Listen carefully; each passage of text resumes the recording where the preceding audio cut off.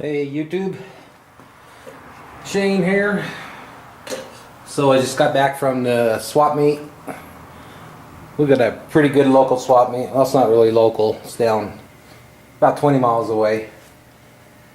And Sundays during the summertime it gets busy and they got some pretty good stuff there. I can usually find Columbian gear, lots of woodworking stuff. And I picked up two small 425s, both in really good shape. Paid $5 a piece for them.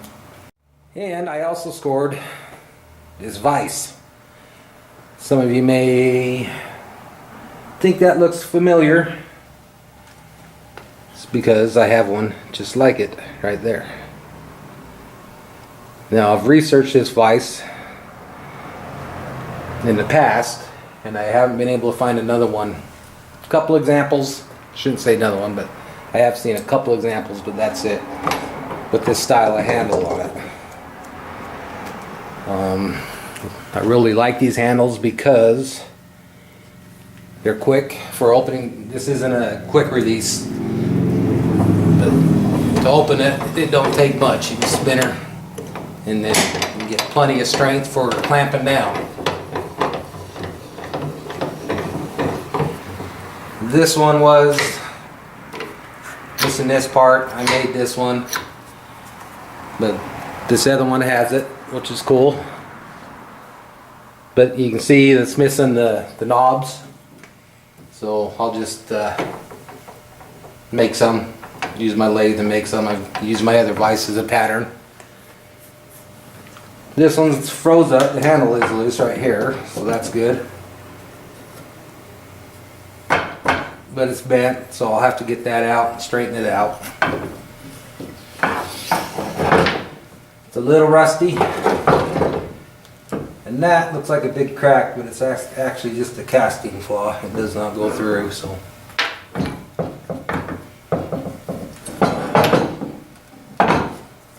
Got some ugly yellow paint on it. Pretty good cut right here, but no biggie. Looks like there's a chunk of metal missing right there too, but that won't affect the function of it. So anyway, I'm pretty excited. I paid $10 for that. The guy wanted 20 and I offered him 10 and he said okay. This one may be, I don't know if it's older. So it's got 3CD cast into it, and on my other one it's stamped 3GDS. So a little bit different. I think this one is older. Almost looks like it's a little bit bigger. Where's my tape measure? No, 10 inches. This one's actually 10 and a half.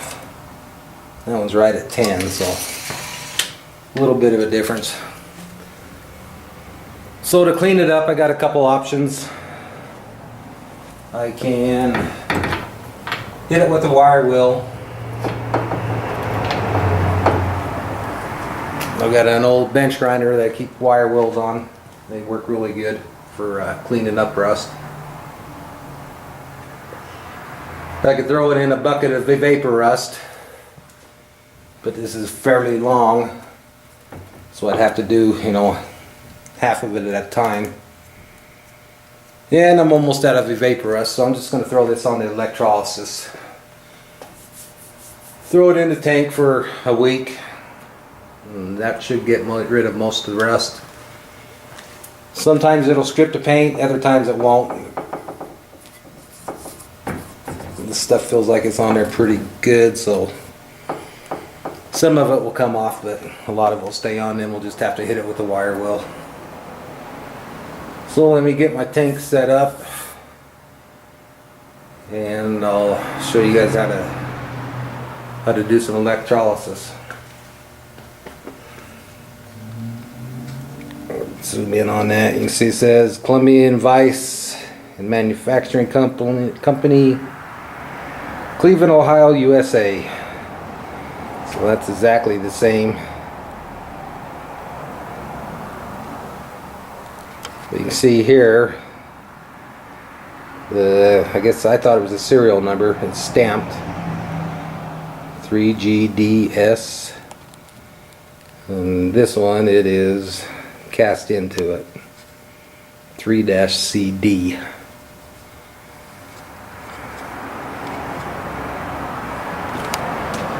Alright, I'll go get the tank set up, get this ready, so we'll be back in a few.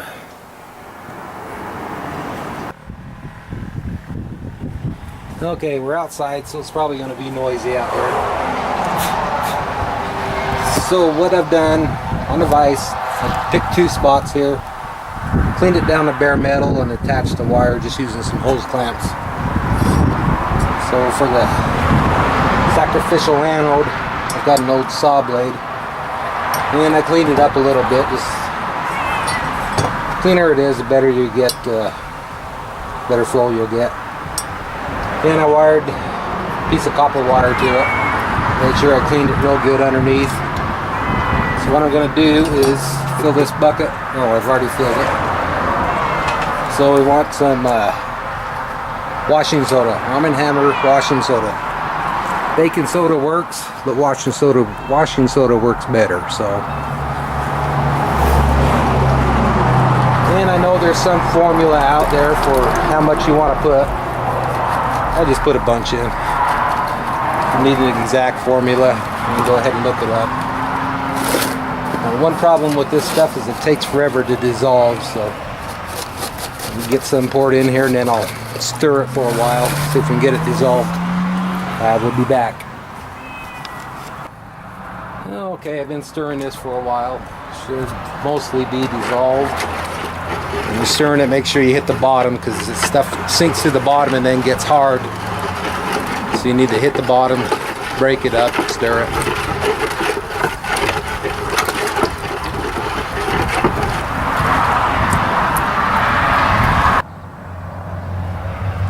Okay guys, we moved into the backyard. I already shot this once. I was over on the side of the shop. Traffic noise was terrible. It's probably still bad here, but you could hardly hear what I was saying. So anyway, I've already had this in the tank once, but I took it out so I could reshoot this. And I can't remember where we left off last time. So we'll kind of go over a couple things that might be a repeat. So you need a sacrificial piece of metal. This is just an old concrete cut and saw blade. And I've hooked that up to the positive side of the charger. And this will go into our tank, which is just a 5-gallon bucket. And I'm going to clamp it in so it doesn't move around.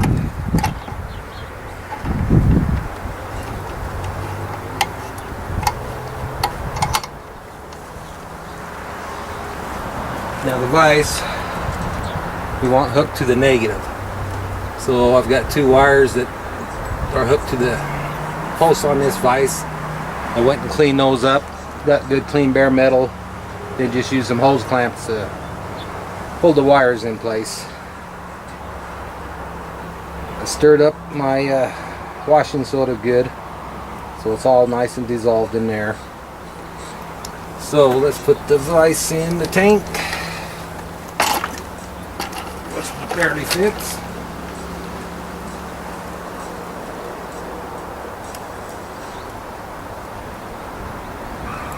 Okay, so you want to be careful, these 2 do not touch. I just felt down there and we've got about an inch separation in there. So that should be good. Put on my battery charger.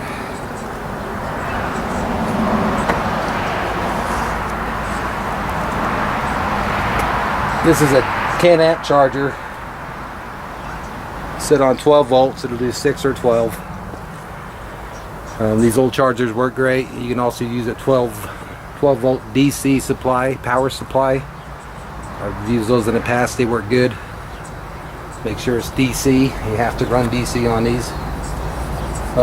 Sometimes these new chargers will not work because they run a kind of a diagnostic test on the batteries, and it'll come back as saying the battery's bad. If that's all you have, you can take an old battery, hook the charger up to the battery, and then hook the battery up to your metal. A couple other things to keep in mind: your sacrificial piece of steel, do not use stainless steel. It'll put off a poisonous gas as it corrodes, erodes away. Also, you don't want to do this inside. It puts off a gas you don't want to be breathing, so it's best to do this outside if you can. Also, like I said, make sure the two pieces don't touch.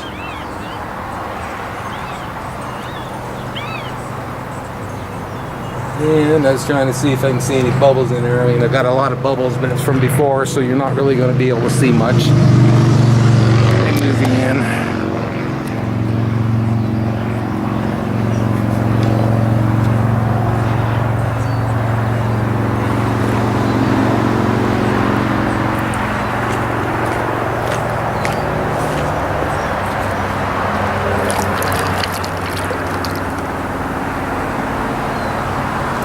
Yeah, you can't really see it, but it is bubbling as it works. It puts off bubbles, and that's the gas that you don't want to be breathing. So, like I said, best to do this outside.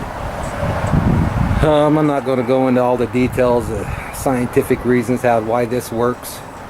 If you need to know that, you can Google it. So we will come back here in a couple hours, take a look at this.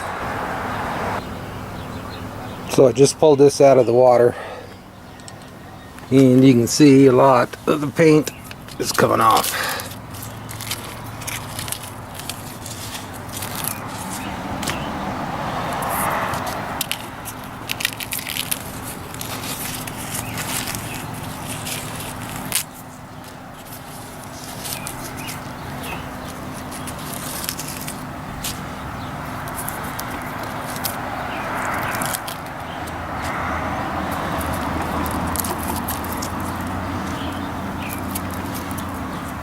So I'm going to pick at this paint for a bit,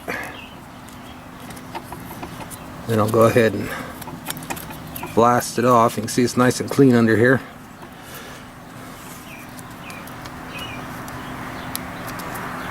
And keep the damn camera on it, huh?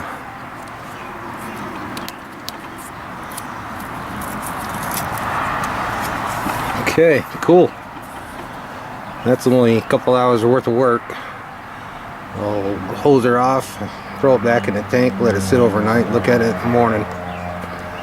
Okay, now we'll end the video. So this will be the end of part 1. So stay tuned for part 2. Thanks for watching, guys. Bye.